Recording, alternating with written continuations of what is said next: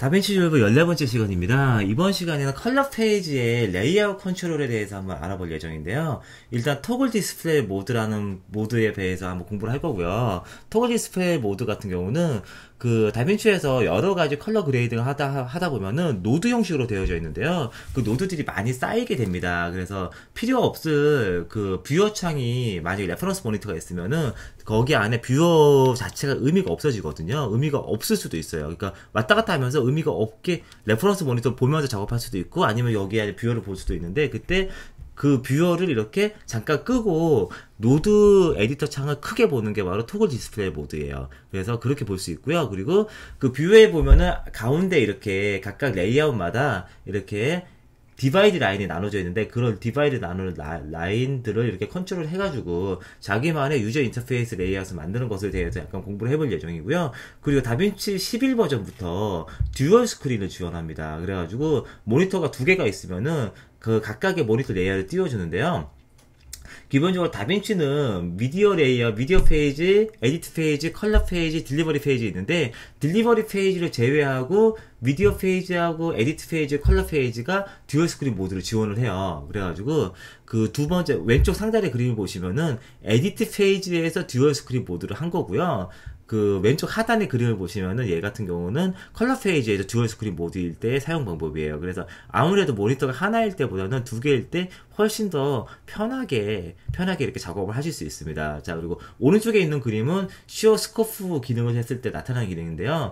다빈치가 기본적으로 지원하는 웨이브폼, RG 퍼레이드, 벡터 스코프, 히스토그램인데 이 스코프는 컬러 그레이딩에서 그 물리적으로 들어오는 것들을 이렇게 신호들을 정확하게 해석하는 도구이기 때문에 굉장히 이걸 해석하는 게 그 굉장히 중요한 도구 중에 하나입니다. 자, 그래가지고 실질적으로 이 비디오 스코프에 관련되어 있는 디테일한 이론은 다음 시간에 하기로 하고요. 이번 시간에는 여기 안에 들어있는 레이아웃 인터페이스에 대해서 공부를 할 예정이에요. 자, 그래서 실제 다빈치 리졸브를 가지고 각각 모드를 활용하는 방법에 대해서 한번 공부해 보도록 하겠습니다. 네, 다빈치 리졸브 11 버전입니다. 자, 일단 첫 번째 토글 디스플레이 모드라는 게 있어요. 토글 디스플레이 모드. 자, 그래서 어떤 게 바로 토글 디스플레이 모드냐면요. 그 노드 에디터에서 마우스 오른쪽 버튼 누르시면은 토글 디스플레이 모드라는 게 나타납니다. 토글 디스플레이 모드를 딱 키면요. 뷰어 창이 사라지게 되고요. 이렇게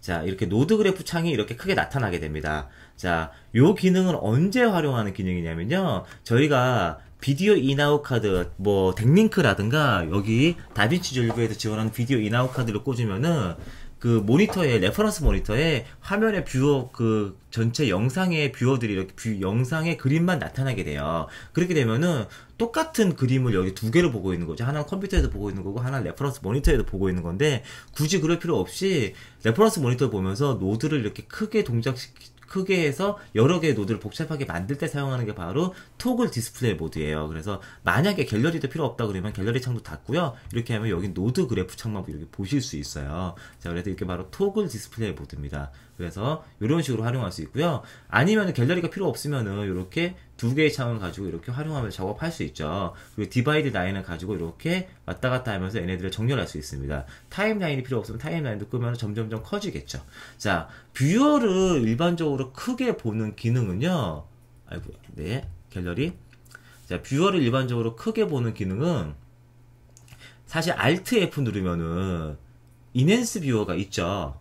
자, 인핸스 뷰어 Alt F가 있습니다. 그래서 이 기능을 활용하셔도 되고요. 이때는 그럼 노드가 안 보이는 거죠. 그래서 각각 적절하게 그때그때 인터페이스를 사용하시면 됩니다. 자, 이렇게 디바이드 라인이 있어서 이렇게 디바이드 라인 나누시면 되고요. 갤러리 페이지 같은 경우도 이렇게 디바이드 라인 나누시면 돼요. 그래서 위에 메모리 슬롯이 있죠. 그래서 메모리 슬롯이 있는데 메모리 슬롯은 사실 갤러리하고 크게 다르지 않은 기능 중에 하나입니다. 똑같은 기능인데요. 이렇게 메모리 슬롯을 올려주면요. 이 메모리 슬롯에 있는 건 단축키가 들어가요. 그래서 바로바로 그때그때 바로바로 사용할 수 있는 게 바로 갤러리입니다. 자, 그래서 메모리는 어디 가면 되냐면 메모리지에 가면은 로드 메모리 A 그래가지고 컨트롤 1번이 이렇게 가져오게 되고요. 세이브 메모리 A가 Alt 1번이에요. 그래서 예를 들어서 얘를 누른 다음에 아무것도 안 한 것 좀 할게요. 얘를 누른 다음에 컨트롤 1 누르면은 바로 로드 메모리 1이 이렇게 클릭돼서 이렇게 불러 들어오는 겁니다. 그런 다음에 웜룩 한 다음에 제가 Alt E 누르시면요 바로 이렇게 메모리에 저장이 되죠.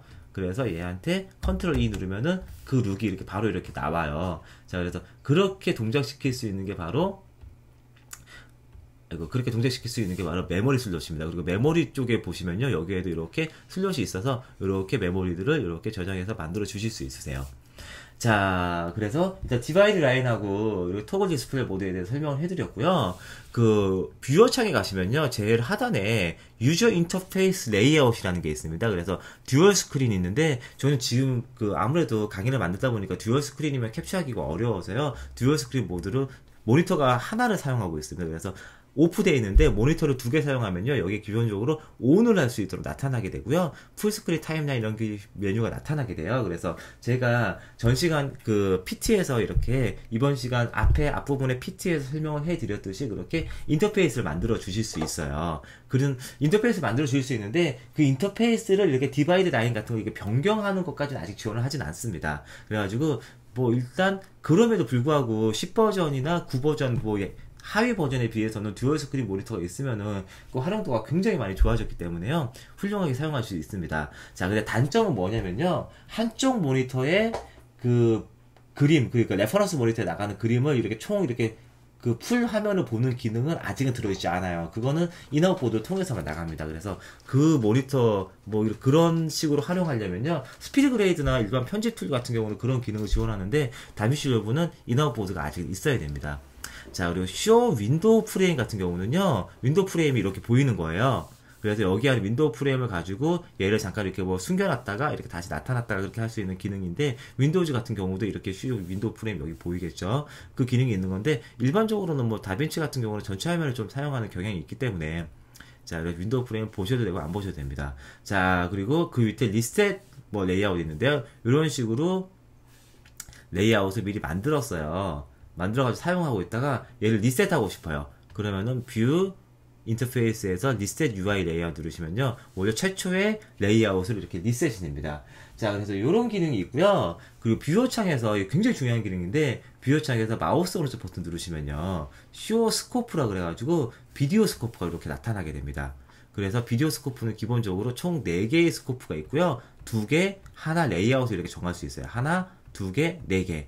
하나일 때는요 웨이브폼, RGB 퍼레이드, 벡터 스코프, 그리고 히스토그램 이런 식으로 각각을 선택할 수 있고요. 각각 2개일 때도 이렇게 선택할 수 있는데 그리고 4개일 때 이렇게 선택할 수 있죠. 그런 다음에 자 모드를 선택할 수 있고요. 이게 16대 9 형식으로 볼 건지 4대 3 형식으로 볼 건지 이런 식으로 선택할 수 있고 그리고 가장자리를 통해서 이렇게 사이즈를 키웠다가 줄였다가 하실 수 있습니다. 자, 일단 레이아웃을 이렇게 살짝 좀 만들어 주고요. 이쪽으로 이렇게 살짝 키워주고 자, 여기를 이렇게 스코프 자리로 놓아주고요. 자, 노드를 초반에는 많이 사용하지 않을 거니까 노드를 이렇게 창을 좀 줄여줄게요. 네. 자, 그래서 이렇게 일단 잠깐 보도록 하겠습니다. 자, 웨이브폼이고요. 웨이브폼, 그리고 히스토그램이고, RGB 퍼레이드고, 벡터 스코프입니다. 그리고 각각에 보시면요, 레이아웃 옵션 메뉴가 이렇게 있어요. 각각 메뉴에 따라서. 그리고, 만약에, 뭐, 여기를 벡터 스코프로 보고 싶다. 그러면은, 자, 여기에서 히스토그램 변경하시면요, 알아서 이렇게 변경이 돼요. 메뉴가 4개일 때는. 자, 여기를 만약에, 여기 아무래도 퍼레이드가 있는 게 좀 편하겠죠? 퍼레이드 보고 싶고 여기가 벡터 스코프는 좋겠다 이렇게 변경하실 수 있어요. 자, 그래서 일단 웨이브폼 같은 경우는요 만약에 웨이브폼이 지금 같은 경우는 레이어 메뉴를 누르시면요 RGB가 다 켜져 있죠. 그래서 얘를 딱 누르시면요 이런 식으로 루마 채널만 이렇게 보실 수 있어요. 그리고 위쪽에 있는 웨이브폼이라는 메뉴는요 트레이스예요. 여기 안에 있는 알갱이들인데 이 알갱이들의 해상도를 밝게 하는가 이렇게 어둡게 하는가를 결정하게 됩니다. 그리고 그래디큘러는 여기 안에 눈금선입니다. 눈금선을 이렇게 하게 만들 수 있고요. 자, 그래서 눈금선을 밝게 만들어 주실 수도 있어요. 자, 그리고 쇼 레퍼런스 레벨 같은 경우는요, 기본적으로 데이터 레벨 같은 경우는 0부터 100IR까지 이렇게 0부터 1023까지 다 쓰는데 이게 비디오 레벨 같은 경우는 이렇게 다 안 쓰고 여기서 레퍼런스 레벨을 설정할 수 있습니다. 그래서 만약에 940 레벨까지 쓰겠다. 아이고야.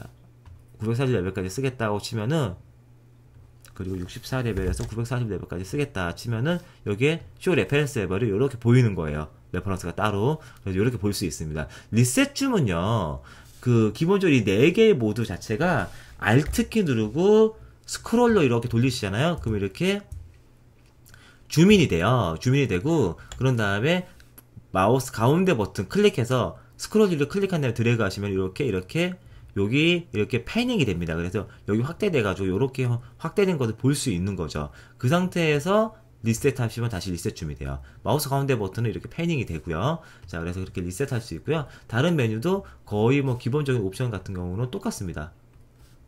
자, 벡터 스코프 같은 경우는 약간 좀 특이하게 스킨톤 인디게이터, 여기 피부톤 인디게이터를 볼 수 있고요. 그리고 2배 줌 이렇게 볼 수 있는데, 이 2배 줌 기능도 있고요. 그리고 Alt키 누르고 이렇게 클릭하시면은 스크롤 휠 돌리면 이렇게 2배 줌뿐만 아니라 이렇게 줌인이 된다는 것을 확인하실 수 있을 거예요. 똑같이 히스토그램 같은 경우도 개인, 자, 개인은 얘가 좀 약간 틀리죠. 이걸 또 확대시켜서 보여주는 게 개인이고요. 밸류 값을 확대시켜 보여주는 거죠. 그리고 그래듀에이터. 이게 약간 메뉴들이 다 틀린 이유는요, 레퍼런스 얘 같은 경우는 이렇게 설정되어 있어요.